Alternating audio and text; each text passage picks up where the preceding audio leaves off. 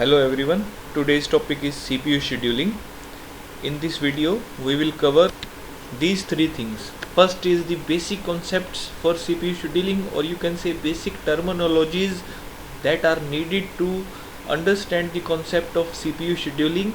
Then the scheduling criteria based on which CPU scheduling is done. Then some algorithms to implement this CPU scheduling. First is basic concepts. CPU scheduling is the basis of multiprogramming. If we cannot implement CPU scheduling, we cannot achieve the multiprogramming. And as we discussed in the previous video, that this CPU scheduling is the work of short-term schedulers, and long-term schedulers controls this degree of multiprogramming. And all the CPU scheduling is done by the short-term schedulers, which is the basis of multiprogramming. And the objective of multiprogramming, or you can say the multiprogramming, can be implemented by keeping some processes running all the time, or you can say we have to insert more than one processes into the main memory so that we can implement multiprogramming. And our last objective or main objective is to maximize our resources utilization, that is CPU utilization. That is this, we have to maximize this CPU utilization by implementing multiprogramming, and CPU scheduling is the basis of this multiprogramming. To understand the concept of CPU scheduling, we must understand some terms, that is firstly the CPU burst time and input output burst time. The total execution time of a process can be divided between two times, that is CPU burst time and input output burst time. Some of the time the process spent doing calculations on the CPU, and some time the process execute to do some input output operation onto some devices. If we have more input output bound processes, it will spend more time in doing input output operations than calculation. If we have more CPU bound process, it will spend more time doing calculations or computations, because it has long CPU burst times and rather small input output burst times. So it is the work of short term scheduler to select a good mix of processes that are short term CPU burst time and input output burst time. This is how a process executes. When a process loads into the memory, a CPU is allocated, so calculation part is done when the CPU is allocated. As a process request for some input output operation, it goes to the input output queue and do the input output operation, or you can say input output burst time. At this time CPU is free and we can allocate this particular CPU to some other process P2. Again, when the process is available, CPU is allocated and it becomes CPU burst time of that process, and so on. This process continues till the final execution of that particular process. This I have already told you, that short term scheduler selects the processes from the main memory, or you can say the ready queue, and allocates the CPU to one of them. This thing must be remembered, that it allocate the CPU to one of the process into the ready queue, and this selection must be based on some criteria, or you can say algorithm, which will be discussed later in this video. And basically every scheduling algorithm can be characterized between two types, that is preemptive scheduling and non-preemptive scheduling. These are only two types of scheduling algorithms. Either an algorithm is preemptive, either it is non-preemptive. Preemptive scheduling algorithm allow a process to be interrupted, meaning a process can be stopped in between, and it's all the information will be stored into the PCB of this particular process, and we can take all the resources that are acquired by this particular process, or you can say we can preempt the resources of this particular process. But in non-preemptive scheduling, we cannot preempt the resources of this particular process till it finishes its current CPU burst, or you can say it by itself releases its resources. These are the 4 states where the short-term scheduler needs to take a decision that a scheduling algorithm must be recalled.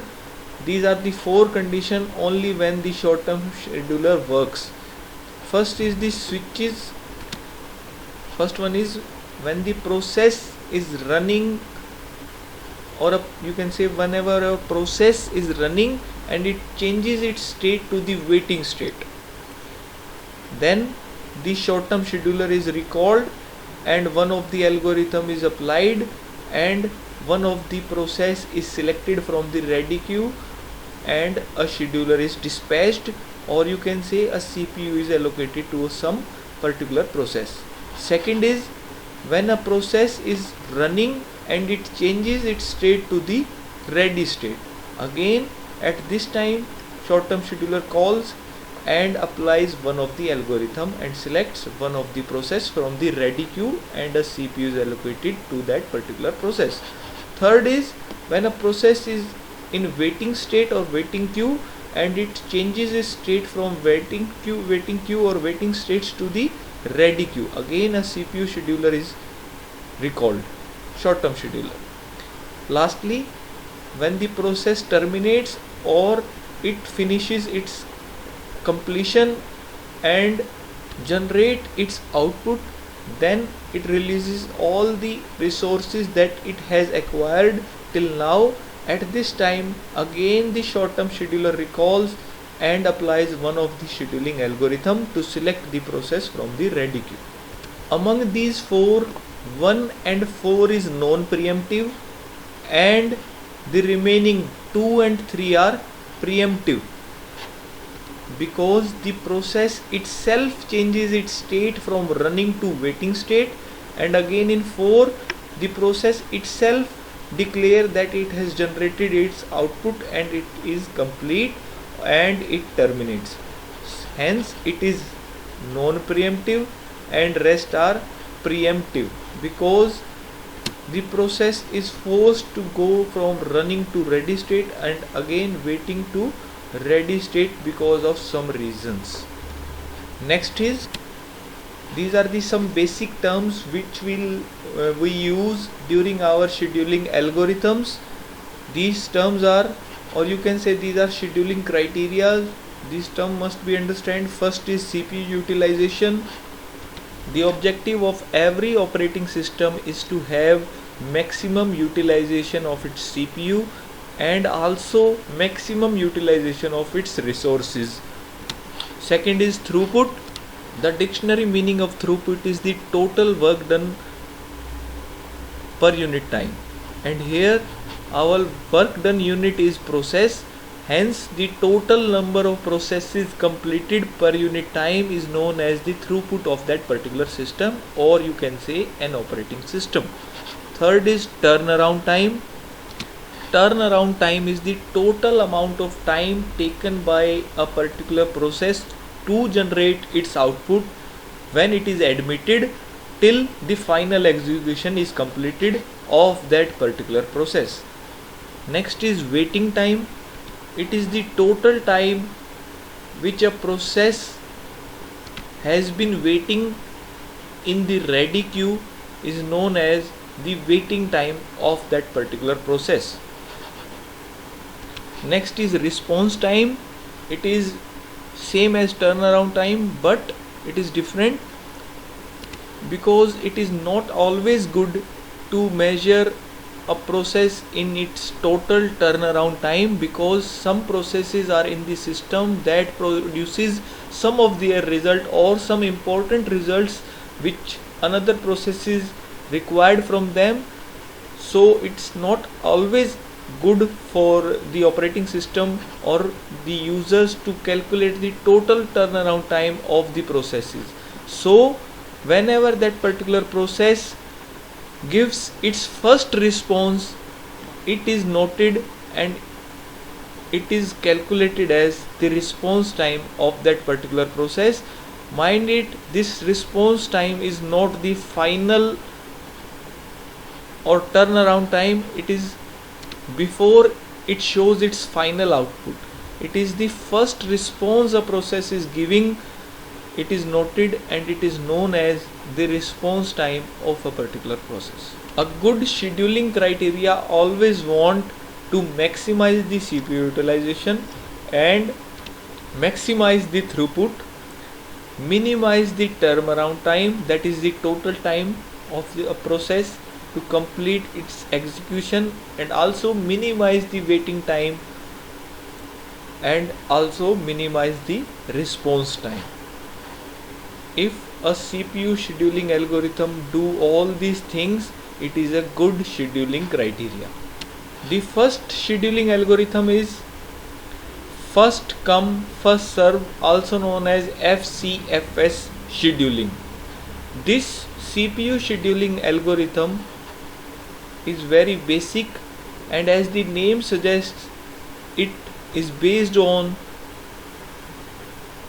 the criteria that whenever which process comes firstly, it will be allocated the CPU firstly. This FCFS scheduling algorithm can be easily implemented and managed with a FIFO queue, that is first in first out queue. Let's take an example. We are implementing multi-programming, so we have more than one processes in the ready queue. This is the CPU burst time we are taking, and we will show the performance of any scheduling algorithm using this Gantt chart accordingly in every scheduling algorithm. Then we will calculate the waiting time and then the average waiting time. Mind it, we have already studied that we have to maximize the CPU utilization, maximize the throughput, minimize the waiting time. In this particular example, we have more than one processes in the ready queue. Its meaning is these processes are ready to be executed, only they want a CPU allocation. As the CPU is allocated to one of the process, it start executing till its CPU burst time. Its total requirement of CPU is process P1, total requirement of the CPU burst time is 24. P2 process total CPU requirement is 3 millisecond, you can say, and process P3 total CPU requirement or calculation requirement of the CPU is 3 millisecond. Now suppose that these processes arrive in the order P1, then P2, then P3. As we are implementing first come first serve using the FIFO queue, then it means the first process comes into the ready queue will be allocated the CPU. Using this Gantt chart, we can easily show this. This is time T0. At T0 time, process P1 comes into the ready queue and CPU is allocated to this process P1 till it itself releases the CPU, because it has total CPU burst time is 24 millisecond. It will execute on that particular CPU till its total CPU burst time, that is 24 milliseconds. At this point, this process itself releases the CPU because it has no other work to do with the CPU. So CPU is free. The CPU can be easily shifted to some other process, and other process must be selected by that particular scheduling algorithm. That algorithm is first come first serve. We have implemented first comes process, then this second process comes into the system is P2. P2 is allocated the CPU for the total burst time of 3 milliseconds, because the total requirement of the process P2 is only 3 milliseconds. That becomes the total time in the system is 27 milliseconds. Now again the same process P2 has completed its execution and CPU can be shifted to the other process, that is P3. Again, for total CPU burst time of that required process, that is 3 milliseconds, the total time in the system becomes 30 milliseconds. All the processes in the ready queue has now completed their execution and they do not require the CPU execution further. So we can calculate the waiting time for our operating system or the system performance, that is equal to P1 has to wait for 0 milliseconds, because before P1 there were no process in the system and no work is going on. So whenever the process P1 comes in the system, the CPU is allocated, it has to wait for no time. Then the process P2 has to wait till the execution of P1 is completed, that is 24 milliseconds. Then P3 has to wait till the execution of P1 and P2 is completed, that is 24 of P1 plus 3 of P2, that becomes 27. If we want to calculate the average waiting time of the system, it is P1 plus P2 plus P3 divided by the total number of processes, that is 3, and individual waiting time is 0 plus 24 plus 27 divided by 3, it becomes 17. This is the average waiting time of this particular system. Now suppose in the same system we just changes the order of the processes from P1, P2, P3 to P2, P3 and P1. Now process P2 comes firstly, then P3, then lately the P1. So P2 comes firstly in the system, so CPU is allocated to this particular process P2. It completes its execution because the total CPU burst time required by this P2 is 3. P2 requirement is 3, P3 requirement is 3, P1 requirement is 24. Then comes the P3. Again it has to wait till the execution of P2 is completed. As it is completed, CPU can be shifted to P3 till the total requirement of P3, that is 3 milliseconds. Then the process P1 comes and P1 has to wait till the till the execution of P2 and P3 is completed, that is total 6 milliseconds. Then P1 is allocated the CPU till the final execution of the P1. Now we again calculate the waiting time and average waiting time of this current system, that is P1 waiting time is P1 has to wait till the execution of P2 and P3 is completed, that is 3 milliseconds for P2 and 3 milliseconds of P3. P1 has to wait for total 6 milliseconds.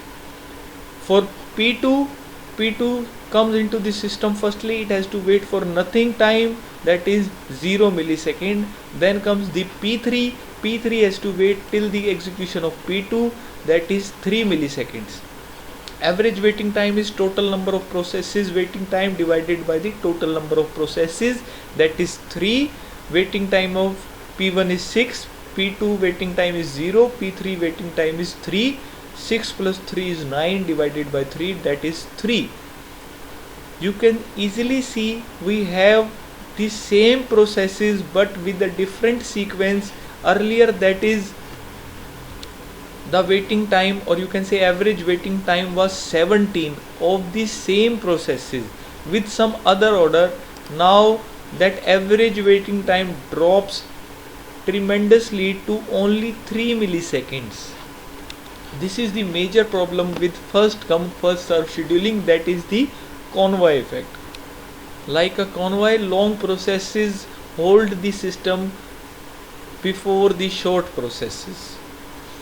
For that purpose we have another algorithm, that is shortest job first scheduling. Shortest job first scheduling, that we will discuss in the next video.